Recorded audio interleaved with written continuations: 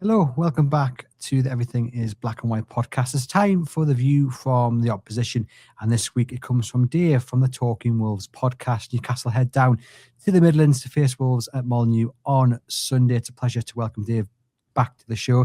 How are you keeping, Dave? You well? Yeah, mate, all good. For most of the season, I've been saying other than the football, I'm okay. But thankfully, the results are starting to pick up a little bit, which I'm sure we'll talk about. But yeah, everything's fine. Thanks, mate. Good to hear. And that's exactly where we will begin, is the change in fortune down at the Molineux. It seems like Rob Edwards has finally turned a corner. Yeah, I think so. He had a real difficult start, I think, in terms of results. He'd gone 7 games without picking up a point. And I think, obviously, the frustration and negativity was quite high at Wolves anyway. So then when you get a new manager in, he goes 7 games without picking anything up. And, you start to get a little bit concerned and frustrated, but picked up quite a positive point away at Manchester United just before the new year. Then went and obviously beat West Ham United to get our first league win of the season. We beat them really comfortably, actually, at Molineux. And then in our most recent league game, picked up a draw against Everton as well. So, 4 games unbeaten now in all competitions. We're unbeaten so far to kick off the year. So, yeah, definitely things just seem to be falling into place. It's just a shame that on paper at the moment it looks like it maybe was too little too late. When he went on those run of games without picking up a win, did you see little positives, and kind of you always felt that this run of results would come, or they kind of come out of the blue? It's hard because I think there were definitely signs that things were improving. Wolves looked more organised. I think if you look at the games away from home, especially under Rob Edwards, when he first joined, we gave Villa a really tricky game. We didn't deserve to lose that. Arsenal as well. They scored right at the death against us. And even Liverpool just after Christmas at Anfield. We made a really decent account of ourselves. But we were just struggling, that end product. There was no real creativity there. So it was hard because you could see the encouraging signs, but you almost felt the inevitable was coming, where Wolves were not going to get a positive result out of the game. And then I'm hoping now that sort of shifted momentum. I don't think we were fantastic at Old Trafford, but, we caught them on, during Amarim's final days as, head coach, and, caused an issue for them. And then we blitzed West Ham at Molineux. For a team that hadn't won a game all season, it looked like we were chasing Europe, the way that how comfortably, we dispatched of them. So I'm just glad it is almost clicking into place. It's almost as if those early sort of 5, 6, 7 games under Rob Edwards was his pre-season as such, and now it's go time now. But like I said earlier, there's a strange divide. I think you look at the league table, we're so far off it still at the moment. There is a small portion of the Wolves fan base thinking, what if, can it be done? But I think there's still a lot of us sort of expecting us to go down, and obviously anything else, as long as we don't finish bottom of the table, as long as we don't beat Derby's, record low points tally, I think we'll be satisfied with that. But it's quite sad that it's come to a point where, we'd be satisfied with getting 12 or more points. Obviously as Wolverhampton Wanderers, we want more than that. Well, to give you a little bit of hope, in that season that Derby had that record low tally, Newcastle give them 4 points. There we go. where do you sit in terms of what can be achieved? Like, do you think you can do the Great Escape? I'm always very, very positive, and I can't think which game it was. I think we'd lost at home to Forest, and it was after that Villa game, and like I said, we played quite well against Villa. And we went into that game against Forest, and it was when, again, they weren't fantastic. And they still aren't now, but they weren't fantastic. And I thought, right, we've got a real chance here. And if we could get a win there, we're amongst it. And we lost that game. And I think at that point, I was resigned to the fact that we're going down. I think every time we pick up a positive result, it sways me a little bit back to my normal positive self. But I think even like just a point against Everton, we possibly and probably should have got all 3. It's just things like that. But I think the aim is now just to fight for anything can happen in the Premier League. We're still a stretch away. It's like a 4 or 5 game swing, which isn't impossible, but it is going to be a difficult task for Wolves, I think. And does that divide within the fan base, i.e. some who hope they can get out, some who are just happy that it looks like they won't get a record low points tally, does that make it harder to be united at Molineux at home? Because there's a kind of a difference in how fans are feeling, or at the end of the day, is it everyone will turn up on Sunday, great atmosphere, and we'll go for 3 points? Yeah, it's weird because I think deep down, I think everybody, even the positive fans, I think deep down, you know that Wolves are in a difficult position. You have to be realistic, and football is a very fickle sport. I'm sure Newcastle fans have had it amongst their fan base and amongst supporters before, where if things aren't going quite well, you blame the players, you can blame the manager. Fans start to point the finger at each other. Then we've had it, especially for the first half of this season, where everyone's got different opinions, whether they think a player's not played very well. Some people don't think it's their fault. And again, you can start conflict and arguments about that. However, I think with the turn of results recently, I think because there's almost been an acceptance that Wolves are probably going to be relegated, all of a sudden we're starting to see semi-positive performances and results. People are getting on board with it again now, and people are saying, right, let's try and fight now. Because I think that's what Rob Edwards has been brought in to do, make sure Wolves go, if they're going to go down with a fight. And that's what you want to see as football fans. You want to see your team give 110% every week. And, if they can give us the effort and the attitude on the pitch, then, we'll support them as well. And our atmosphere has been really poor, mainly since Nuno left, to be honest. And I think because the fans and the players and teams, haven't given us enough to cheer and support. Whereas that West Ham game was complete opposite to what we've been seeing all season, and we had a great atmosphere. So I am hoping that going into Sunday, we see the same again. It's going to be interesting. And also, you had that FA Cup win as well. Then you've had a bit of a break to enjoy, where here at Newcastle, we're celebrating just having 4 or 5 days off because it's been so thick and fast, the schedule. I mean, when you look at Newcastle, what do you see? What are you expecting from Sunday's game? I think it's going to be a tough game. I think the one thing that I'm sort of maybe I'm a little bit deluded, but I'm looking at your fixture list and I'm thinking, in terms of the priority, this Wolves game is possibly not the highest on that Newcastle priority list. Obviously, I know you played in the Cup this week. You've got that second leg. You've got European fixtures as well coming up. And I just think this Wolves fixture probably lies in the middle of that, where maybe we could sort of catch Newcastle when they're not exactly 100% focused on this particular fixture. Look, it may be the complete opposite. It may be that, we had it when we were in the Europa League years ago under Nuno. We had all these games, but it was almost giving us a momentum to continue and play, good football. And it's almost like they're going to be a lot sharper than what Wolves may be, despite us not playing, a few days extra. I still think, Newcastle is such a good team. You look at the quality of players that they've got, even players that are able to come off the bench. It's going to be a tough task for Wolves. We've had some good games at Molineux over the last few years as well. So I think it'll be a close game, but just depends on what version of Newcastle turn up. If the Eddie Howe's Newcastle that we've seen over the last couple of years turn up, you've got every chance of picking up the 3 points. But if Wolves catch you on a bad day, we've got a little bit of momentum and form all of a sudden. It's going to be. I think it's going to be quite a tough one to call on Sunday.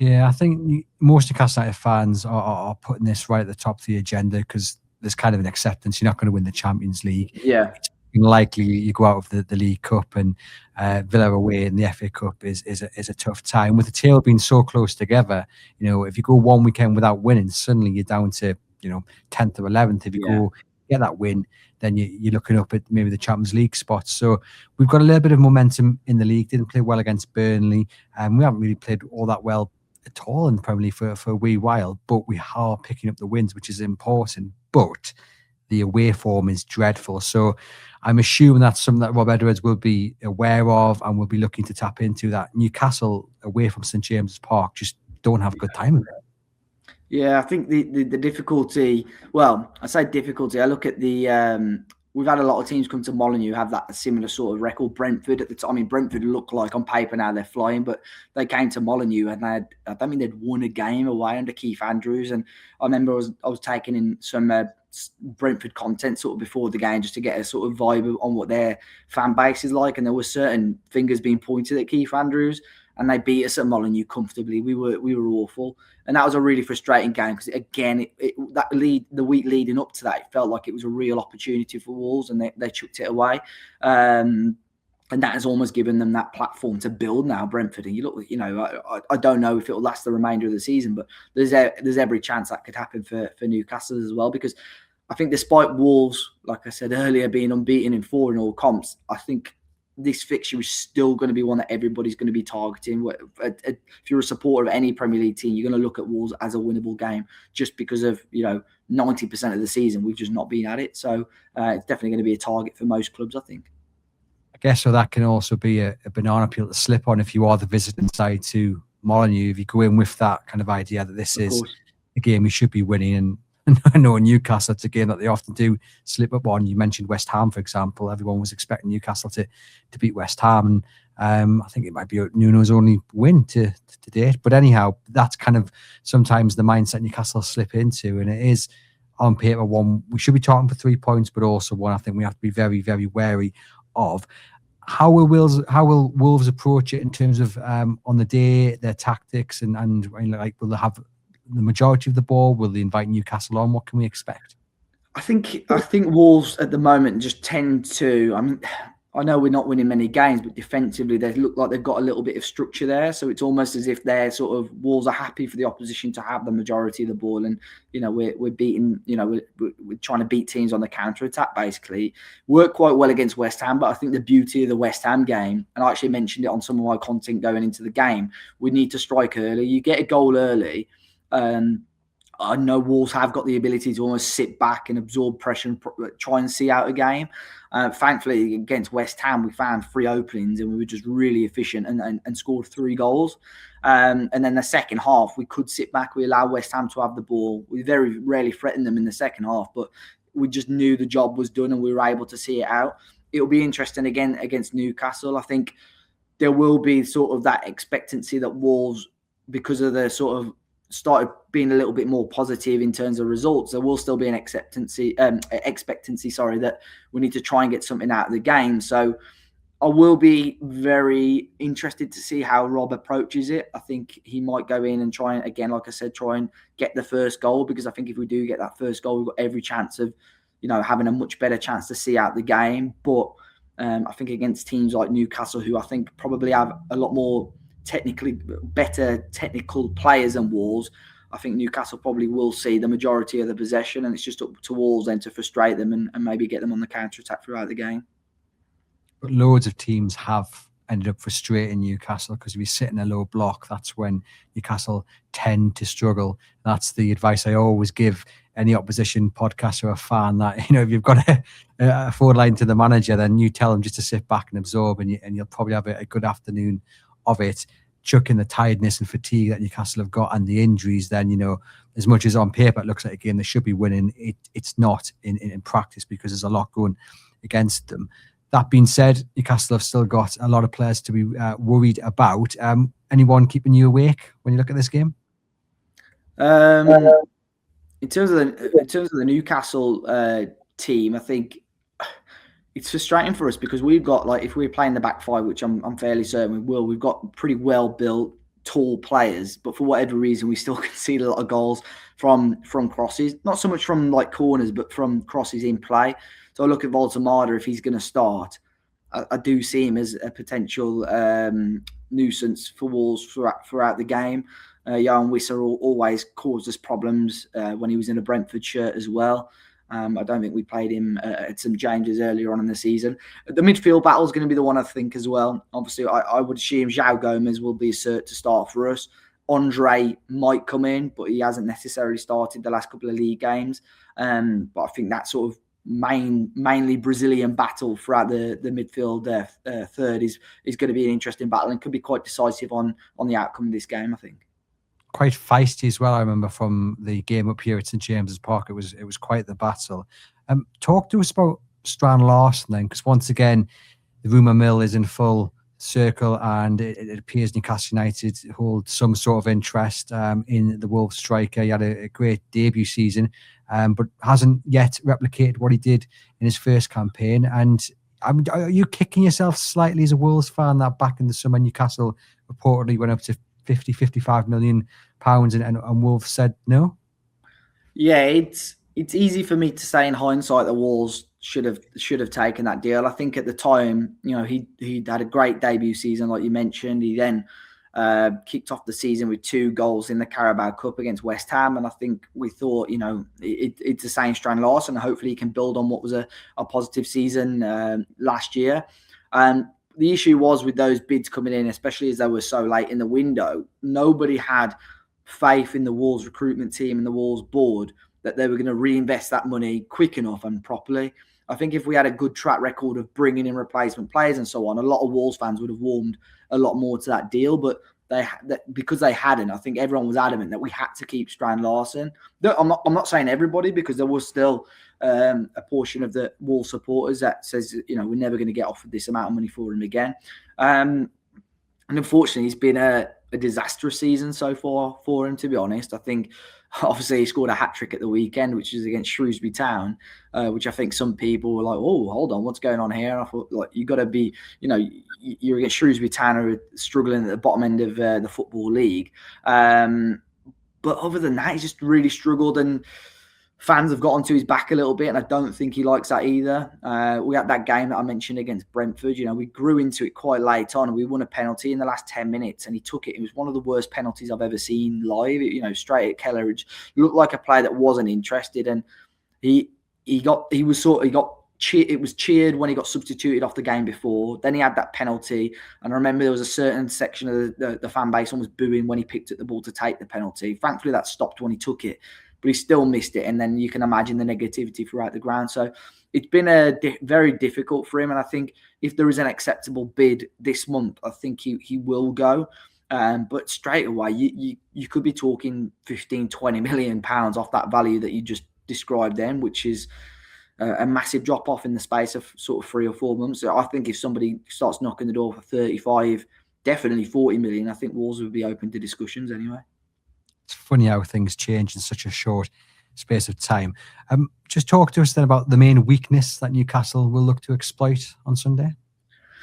I think, like I mentioned earlier, there are times where defensively Wolves can be a little bit naive. I think the most recent game against Everton, thankfully, they sort of woke up in the second half. But in the first half especially, they just stood off Everton too much and almost gave them a little bit more too much time. Like I said, I'm very cautious still. It hasn't been so much of an issue in recent weeks, but I'm still cautious of those crosses being whipped into the box, because despite Wolves' presence and height, they're still getting beaten quite comfortably aerially. So I think if you're whipping them in, whether, I don't know if he's fit and available, whether you've got Joe Linton running in late, Voltamada, who I've already mentioned, I think that is a concern for Wolves. And that midfield battle will be key, I think, as well. I think if Wolves are on it, they might be okay. But if they do have an off day and Newcastle run the midfield show, it could be a long afternoon for Wolves. But thankfully, the last few weeks as a Wolves fan, it has picked up, and the performance levels have improved as well. And what about the main strength that you think Eddie will have pinpointed and will be looking to stop on Sunday? I think one player that I've not mentioned yet, Matheus Mane, who looks, and I know there were sort of loose links with Newcastle over the last couple of weeks, but he's been a breath of fresh air really since he's come into the starting 11. We really struggled. We lost Cunha, lost Ryan Aït-Nouri, lost Semedo in the summer. 3 players that could get the ball, drive it forward, open up space, and we really struggled to replace that in that first half of the campaign. And Matheus Mane's come in and he's almost got that no fear factor where he can get the ball and he'll drive at defences. And, because he's sort of still a little bit of an unknown, defenders aren't too sure on how to handle him. And yeah, he caused West Ham constant issues. He ended up getting winning the penalty against West Ham, scoring the 3rd goal. He ended up scoring the equaliser against Everton in our most recent Premier League game as well. So he's been a real issue. And, picking up the ball, he's sort of out of possession. He's sitting quite deep, almost along the midfield 3. And then when he picks up the ball, he can drive it forward. He's got the quality to cause problems, and he's not scared to have a shot on goal as well. And normally he's not far away. So he's one player that's a real strength. The wing backs are improving as well. We start to see a little bit more quality from them getting down the line and causing problems. So I'd say really, yeah, the width that Wolves have been able to create and what they are creating by the wing backs, and then the one player to look out for, I would say, is Matheus Mane. Yeah, definitely one to keep an eye on. All that remains to be done then, Dave, is to get your score prediction. How's it going to go? This might come back to bite me, but I'm very much on board the Wolves momentum train now. So I am going to back Wolves, but like I said earlier, I think Newcastle have got more than enough quality to cause Wolves problems. But because I am representing Wolves today, I'm going to go over 2-1 Wolves win. But like I said, I think Eddie Howe's team could easily match the same result. I think it'll be 2-1 either way, I think. I've gone for a win. I think it'll be really, really close. I think it'll be a good contest if you're a neutral, and it'll be whatever the result, it'll be by 1 goal. I think there will be a winner on the afternoon. So hopefully, from our point of view, Newcastle do pick up the win. Big thanks to Dave for popping onto the show and providing the insight into Wolves. Thanks to NordVPN as well for sponsoring the show. You can hit the link in the podcast description box. Get a discount offer on your NordVPN plan. No risk with a 30-day money-back guarantee. And 1 subscription can be used across 10 devices. Do get into the comments and let me know your thoughts on anything that me or Dave have spoken about in today's episode, and let us know your score predictions ahead of Newcastle's trip to Wolves on Sunday.